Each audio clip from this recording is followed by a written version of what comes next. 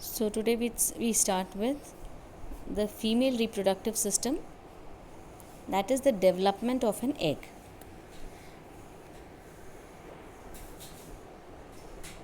ये आपको ओवरी का डायग्राम दिखाई दे रहा है. In the females, egg development takes place in the ovary. और ये एग का डेवलपमेंट बहुत सारी स्टेजेस से पास होता हुआ अल्टीमेटली पूरा होता है. ये डेवलपमेंट फेजेस स्टडी करने के लिए ये डायग्राम देखिए. नाउ ये प्रोसेस आपको बता रहा है oogenesis. हम जानते हैं कि ओवरी की जो इंटरनल लाइनिंग होती है जर्मिनल एपिथेलियल सेल्स की, वो लाइनिंग ग्राफिन फॉलिकल्स बनाती है. पहले ये फॉलिकल्स स्टार्ट में इमेच्योर होते हैं और जैसे जैसे ये डेवलप होते जाते हैं ये मैच्योर होते जाते हैं. ग्राफिन फॉलिकल को डेवलप करने के लिए और एग के फॉर्मेशन के लिए बहुत सारी स्टेजेस पार करनी पड़ती है. जैसे पहले जर्म मदर सेल जो होती है ओगोनिया कहलाती है. ये सभी डिप्लॉयड होती हैं. ओगोनिया आगे जाके प्राइमरी oocyte बनाती है. प्राइमरी oocyte से सेकेंडरी oocyte बनती है और सेकेंडरी oocyte से अंत में एग या ओवम बनता है. ये पूरा प्रोसेस जब हो रहा होता है उस दौरान बाकी सभी oocyte डेवलप होना बंद कर देती हैं और केवल एक ही एग डेवलप होता है. इसीलिए एग का साइज़ स्पर्म के साइज़ से कंपैरेटिवली बहुत बड़ा होता है. नाउ अभी ये डिप्लॉयड से हैप्लॉयड में चेंज हो गया होता है. Now looking at the structure of a well developed graphene follicle. एक वेल डेवलप्ड एग को हम ग्राफिन फॉलिकल कह रहे हैं. उसके स्ट्रक्चर को देखिए. ये डेवलपमेंटल फेजेस से पास होता हुआ इस प्रकार सबसे पहले बाहर की जो एग में परत होती है उसको हम कोरोना रेडिएटा कहते हैं. कोरोना रेडिएटा के अंदर की तरफ दूसरी लाइन होती है जो जोना पेल्यूसिडा कहलाती है. जोना पेल्यूसिडा के भीतर की तरफ दो लेयर्स होती हैं. पहली थीका एक्सटर्ना और दूसरी थीका इंटरना. ये जो थीका इंटरना होती है ये एक्चुअली ईस्ट्रोजन सिक्रीट करती है. ईस्ट्रोजन स्टीरॉयड हार्मोन्स होती हैं जो इस पूरे प्रोसेस को होने के लिए बहुत ज़रूरी होती हैं. जैसे जैसे ये फॉलिकल बढ़ती जाती है इसका साइज़ बढ़ता चला जाता है. इसके अंदर एक फ्लूइड फिल्ड कैविटी डेवलप होने लग जाती है. ये आप देख रहे हैं ये कैविटी डेवलप हो रही है. ये फ्लूइड फिल्ड कैविटी एंट्रम कहलाती है और इसके अंदर जो फ्लूइड भरा रहता है उसको हम लिक्वर फॉलिकुलाई कहते हैं.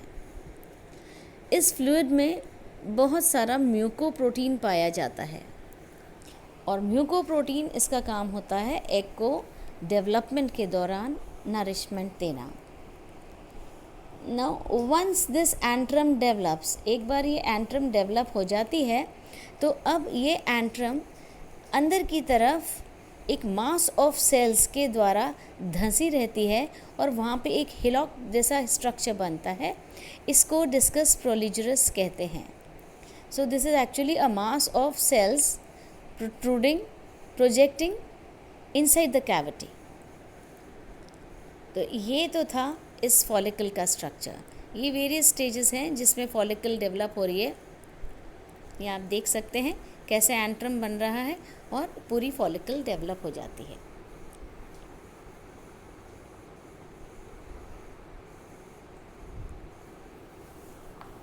अब नेक्स्ट प्रोसेस, ये जो फॉलिकल बनी है इसका रिलीज़ होना होता है, या ये एग जो बन रहा है इसका रिलीज़ होना होता है, जिसको हम ओव्यूलेशन कहते हैं।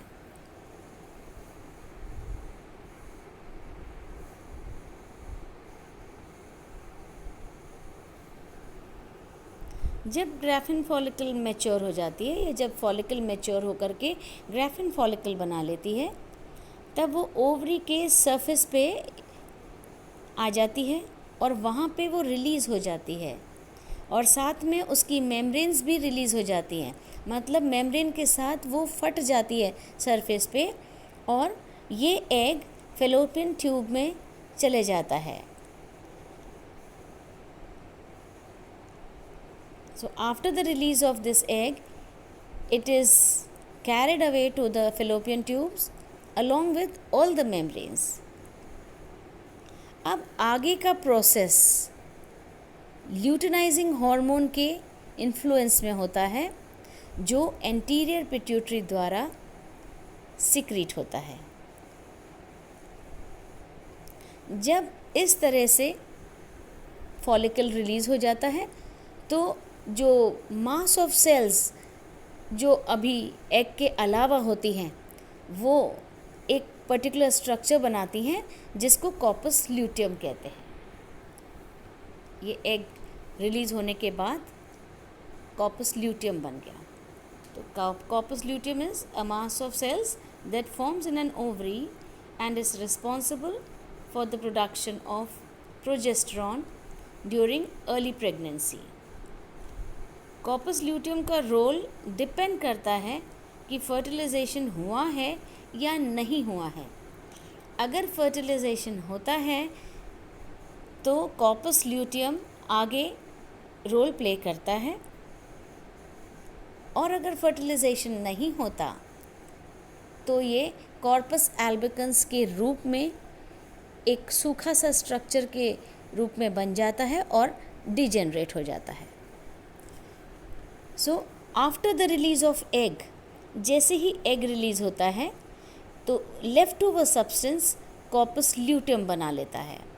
एक्चुअली ग्रैन्युलोसा सेल्स चेंज हो जाती हैं और एक ल्यूटिन नाम का प्रोटीन डेवलप कर लेती हैं।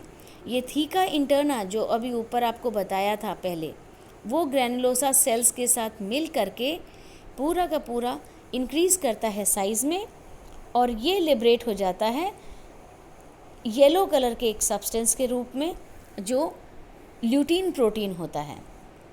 अब ये स्ट्रक्चर कॉर्पस ल्यूटियम कहलाता है। ये एक बहुत इम्पॉर्टेंट स्ट्रक्चर है क्योंकि कॉर्पस ल्यूटियम एक एंडोक्राइन ग्लैंड की तरह काम करता है और प्रेगनेंसी को मेंटेन करने का काम करता है। Because during pregnancy corpus luteum assists or influences in giving out two hormones which are known as progesterone and estrogen. This process of corpus luteum formation depends upon the secretion of LH from anterior pituitary. ये जो corpus luteum का secretion है, corpus luteum से जो secretion आ रहा है या corpus luteum बनने का जो process है, इसका पूरा इफ़ेक्ट एंटीरियर पिट्यूटरी के द्वारा होता है। ये देखिए कॉर्पस ल्यूटियम ल्यूटीन प्रोटीन्स का बना रहता है जो ओव्यूलेशन के बाद डेवलप होते हैं। So once ovulation takes place corpus luteum is automatically formed. अगर एग में फर्टिलाइजेशन होता है तो कॉर्पस ल्यूटियम आगे तो हार्मोन देते हैं और अगर फर्टिलाइजेशन नहीं होता तो कॉर्पस ल्यूटियम एक इनएक्टिव स्कार के रूप में बन जाता है जिसको कॉर्पस एल्बिकन्स कहते हैं और कॉर्पस एल्बिकन्स आगे जाके डिजेनरेट हो जाता है या ख़त्म हो जाता है क्योंकि इसका कोई रोल ही नहीं होता।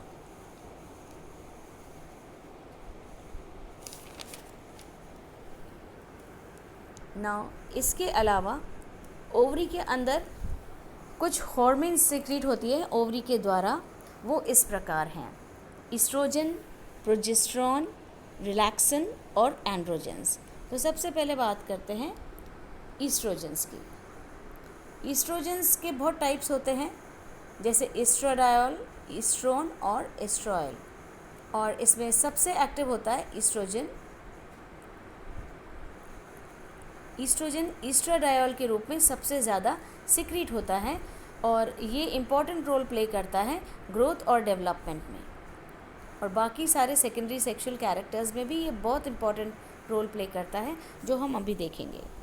तो पहले बात करते हैं ईस्ट्रोजन की। ईस्ट्रोजन एक इम्पॉर्टेंट हार्मोन है जो कॉर्पस ल्यूटियम से भी स्रावित होता है, प्लासेंटा से भी स्रावित होता है, एक स्टीरॉइड होता है और बहुत इम्पॉर्टेंट रोल प्ले करता है डेवलपमेंट प्रोसेस में। जैसे कि पहला रोल यूट्रस के डेवलपमेंट में।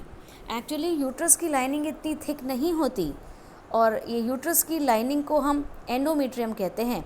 ये जो मीट्रियम में एंडोमेट्रियम में मसल डेवलपमेंट होने लग जाता है, ये थिकन हो जाती है, तब हम कहते हैं ये मायोमेट्रियम बन जाता है। और मायोमेट्रियम 4 से 5 लेयर थिक हो जाता है, वैस्कुलर हो जाता है और इस लायक हो जाता है कि अगर फर्टिलाइजेशन हो जाए तो इम्प्लांटेशन को सक्सेसफुल बना ले। ईस्ट्रोजन का दूसरा काम होता है वेजाइना में अपना इफ़ेक्ट दिखाना, और जो क्यूबॉइडल एपिथेलियल सेल्स हैं वेजाइना की, वो स्ट्रेटिफाइड एपिथेलियल सेल्स में बदल जाती हैं, मतलब वेजाइना में कॉनिफिकेशन प्रोसेस हो जाता है और ये भी उसको स्टेबिलिटी देने के लिए होता है। ईस्ट्रोजन का रोल फेलोपियन ट्यूब के निर्माण में भी होता है और साथ ही फेलोपियन ट्यूब एक्चुअली ग्लैंडुलर और ज़्यादा सिलिएटेड सेल्स से भर जाती हैं और इसके अंदर इस प्रकार की सेल्स का इंक्रीज़ हो जाती है। नेक्स्ट रोल ईस्ट्रोजन प्ले करता है मैमरी ग्लैंड्स के डेवलपमेंट में, क्योंकि एक बढ़ते हुए बच्चे के लिए आगे जा कर के मिल्क बहुत इम्पॉर्टेंट हो जाता है। इसको डेवलप करने के लिए मैमरी ग्लैंड डेवलप हो जाती हैं, जो भी ईस्ट्रोजन के इन्फ्लुएंस में। ईस्ट्रोजन सेक्सुअल एक्टिविटी में रोल प्ले करता है, क्योंकि ये उस पर्टिकुलर एनिमल को सेक्सुअल बिहेवियर के लिए प्रेरित करता है और सेक्सुअल रिसेप्टिविटी बहुत ज़्यादा बढ़ा देता है, जिससे कि फर्टिलाइजेशन हो पाए। कुछ और ईस्ट्रोजन के कैरेक्टर्स हैं या इफ़ेक्ट्स हैं, जैसे कि वो दूसरे सेकेंडरी सेक्सुअल कैरेक्टर्स बढ़ाता है। फॉर एग्जांपल मैमल्स के अंदर मेमोरी ग्लैंड डेवलप करना, देन फीमेल्स के अंदर ये उनके चेहरे को ज़्यादा ब्यूटिफाई करता है और डेलिकेट बनाता है। फीमेल के अंदर पर्टिकुलर कंटोर्शन आता है, कन्फर्मेशन आता है इनके बॉडी शेप में। इनके पेल्विस रीजन चौड़ा हो जाता है और हिप चौड़े हो जाते हैं। इसके अलावा इनमें प्यूबिक हेयर और अंडर आर्म्स में हेयर का डेवलपमेंट हो जाता है। तो ये सारे रोल थे और इनकी आवाज़ पतली हो जाती है। So these were the roles of oestrogen, these were the role of oestrogen, जो एक बहुत इम्पॉर्टेंट ओवेरियन हार्मोन है। नेक्स्ट इम्पॉर्टेंट हार्मोन है प्रोजेस्टेरॉन। प्रोजेस्टेरॉन ये भी स्टीरॉयड है और इसमें 21 कार्बन होते हैं। ये हार्मोन कॉर्पस ल्यूटियम द्वारा भी सिक्रीट होती है। इसके अलावा प्लासेंटा और एड्रेनल कॉर्टेक्स द्वारा भी सिक्रीट होती है। तो प्रोजेस्टेरॉन के रिलीज होने के 2-3 पॉइंट्स होते हैं। प्रोजेस्टेरॉन का इम्पोर्टेंस इस प्रकार हम देख सकते हैं कि पहला, ये गर्भाशय के ऊपर अपना इफ़ेक्ट दिखाता है कि इफ़ेक्ट ऑन यूट्रस, कि यूट्रस के अंदर सारी सिक्रेटरी एक्टिविटीज़ को बढ़ा देता है, जिससे कि यूट्रस की वॉल, यूट्राइन लाइनिंग मोटी और वैस्कुलर बन जाती है, जिससे कि ये एक एक्सपेक्टेड प्रेगनेंसी को झेल पाए। साथ ही में ये फैट्स का और ग्लाइकोजन का भी स्टोरेज बढ़ाता है, क्योंकि इनकी ज़रूरत रहती है आगे डेवलपमेंट के लिए। म्यूकस के सिक्रीशन को भी ये प्रेरित करता है, जिससे कि बहुत अच्छा एक बेड तैयार हो जाए इम्प्लांटेशन के लिए।